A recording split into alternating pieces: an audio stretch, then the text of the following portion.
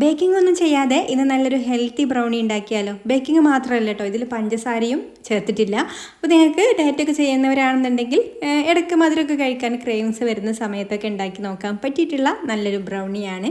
അപ്പോൾ നമുക്കിത് എങ്ങനെയാണ് റെഡിയാക്കി എടുക്കുക എന്നുള്ളത് നോക്കാം. അപ്പോൾ അതിനായിട്ട് 1 കപ്പ് പൊട്ടുകടലയാണ് കേട്ടോ ഞാൻ ആദ്യം തന്നെ എടുത്തിട്ടുള്ളത്. ഇനി നമുക്കിത് മിക്സിയുടെ ജാറിലേക്ക് ഇട്ട് കൊടുക്കാം. എന്നിട്ട് ഇതിലേക്ക് കൊക്കോ പൗഡറാണ് കേട്ടോ ചേർത്ത് കൊടുക്കുന്നത്. ഒരു 1/4 കപ്പ് കൊക്കോ പൗഡർ ചേർത്ത് കൊടുക്കുന്നുണ്ട്. 1/4 കപ്പും പിന്നെ കുറച്ചും കൂടെ ഉണ്ട്, 1 ടീസ്പൂണും കൂടെ ഉണ്ട്.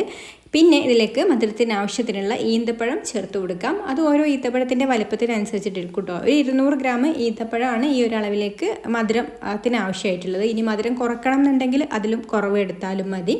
ഇനി കുറച്ച് വെള്ളം, ഒരു 50 മില്ലിയൊക്കെ വെള്ളം കൂടെ ഒഴിച്ച് കൊടുത്തിട്ട് ഇതൊന്ന് നന്നായിട്ട് അരച്ചെടുക്കാം. അപ്പോൾ നിങ്ങൾ അരച്ചെടുക്കുന്ന സമയത്ത് ആദ്യം ഒരു പൊട്ടുകടല ഒന്ന് പൊടിച്ചെടുത്തിട്ട് ബാക്കിയുള്ള ചേരുവകളൊക്കെ ഒന്ന് അരച്ചെടുത്താൽ മതി കേട്ടോ. എന്നാൽ നമുക്ക് കുറച്ചും കൂടെ എളുപ്പമായിരിക്കും അരച്ചെടുക്കാൻ. അല്ലെങ്കിൽ കുറച്ച് കൂടുതൽ സമയം തന്നെ വരുന്നുണ്ട് കേട്ടോ ഇത് അരച്ചെടുക്കാൻ വേണ്ടിയിട്ട്. അപ്പോൾ അത് ഇതുപോലെ അങ്ങ് അരച്ചെടുത്തതിന് ശേഷം ഇനി ഞാൻ ഒരു ബേക്കിങ്ങിൻ്റെ ഒരു ടിന്നാണ് കേട്ടോ എടുത്തിട്ടുള്ളത്, നീളത്തിലുള്ള. അതിൽ ബട്ടർ പേപ്പർ ഒന്ന് ഇതുപോലെ വെച്ച് കൊടുത്തിട്ടുണ്ട്.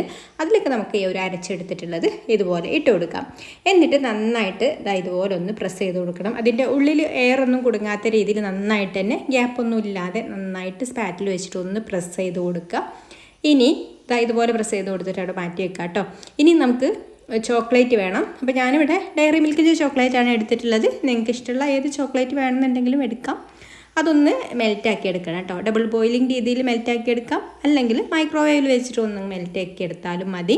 എന്നിട്ട് നമ്മൾ ഈ ഒരു പ്രസ് ചെയ്ത് വെച്ചിട്ടുള്ളതുണ്ടല്ലോ അതിൻ്റെ മുകളിലേക്ക് ഇതുപോലെ അങ്ങ് സ്പ്രെഡ് ചെയ്ത് കൊടുക്കാം. നമുക്ക് എത്രത്തോളമാണോ തിക്നെസ് വേണ്ടത് അതിനനുസരിച്ചിട്ട് ചോക്ലേറ്റ് എടുത്തിട്ട് സ്പ്രെഡ് ചെയ്ത് കൊടുക്കാം കേട്ടോ.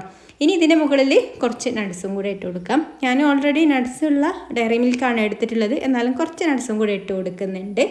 ഇനി നമുക്കിത് ഫ്രീസറിൽ വെച്ചിട്ട് നന്നായിട്ടൊന്ന് തണുപ്പിച്ചെടുക്കണം. ഒരു 2 മണിക്കൂർ ഒന്ന് ഫ്രീസറിൽ വെക്കണം കേട്ടോ.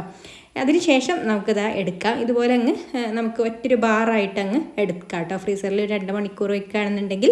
എന്നിട്ട് നമുക്കിത് ഇതുപോലെ കട്ട് ചെയ്തിട്ട് കഴിക്കാം. അപ്പോൾ അത് ഇത്രയേ ഉള്ളൂ. സിമ്പിളായിട്ട് ഉണ്ടാക്കിയെടുക്കാൻ പറ്റിയിട്ടുള്ള ഹെൽത്തി ആയിട്ടുള്ള ബേക്കിംഗ് ഒന്നും ഇല്ലാത്ത ബ്രൗണിയാണ്. അപ്പോൾ ഒന്ന് ട്രൈ ചെയ്ത് നോക്കിക്കോളൂ. ഇഷ്ടമായിട്ടുണ്ടെങ്കിൽ ലൈക്ക് ചെയ്യാനും ഷെയർ ചെയ്യാനും ചാനലൊന്ന് സബ്സ്ക്രൈബ് ചെയ്യാനും, ഫേസ്ബുക്കിലാണ് കാണുന്നതെന്നുണ്ടെങ്കിൽ പേജ് ഒന്ന് ഫോളോ ചെയ്ത് സപ്പോർട്ട് ചെയ്യാനും കൂടി മറക്കല്ലേ. അപ്പോൾ ഇനി മറ്റൊരു നല്ല റെസിപ്പിയുമായിട്ട് അടുത്ത വീഡിയോയിൽ കാണാം. താങ്ക്